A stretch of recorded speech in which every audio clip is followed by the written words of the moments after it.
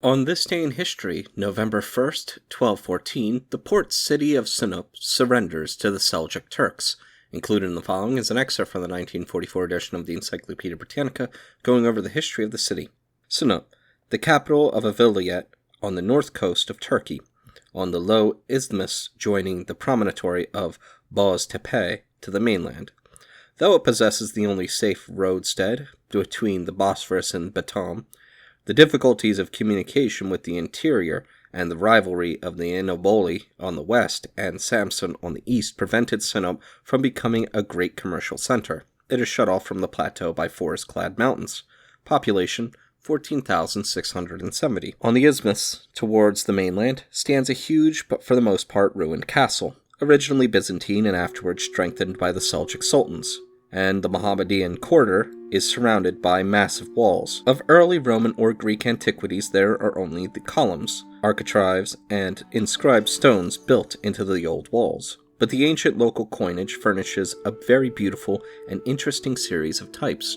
Sinop, whose origin was assigned by its ancient inhabitants to Autolycus, a companion of Hercules, was founded 630 BC by the Ionians of Miletus, and ultimately became the most flourishing Greek settlement on the Euxine, as it was the terminus of a great caravan route from the Euphrates, through Pateria, to the Black Sea, over which were brought the products of Central Asia and Cappadocia, whence came the famous Sinopic red earth.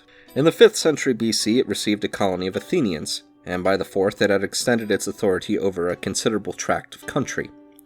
Its fleet was dominant in the Euxine, except towards the west, where it shared the field with Byzantium. When in 220 BC Sinope was attacked by the king of Pontus, the Rhodians enabled it to maintain its independence, but when Mithridates IV failed, Pharenses succeeded, and the city, taken by surprise in 183 BC, became the capital of the Pontic monarchy. Under Mithridates VI the Great, who was born in Sinope, it had been raised to the highest degree of prosperity, with fine buildings, naval arsenals, and well-built harbors, when it was captured by Lucullus and nearly destroyed by fire, 70 BC.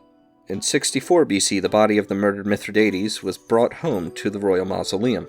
Under Julius Caesar, the city received a Roman colony, but was already declining with the diversion of traffic to Ephesus, the port for Rome, and in part to Amisus, Samsun. In the Middle Ages, it became subject to the Greek Empire of Trebizond, and passed into the hands of the Seljuq Turks, and in 1461 was incorporated in the Ottoman Empire.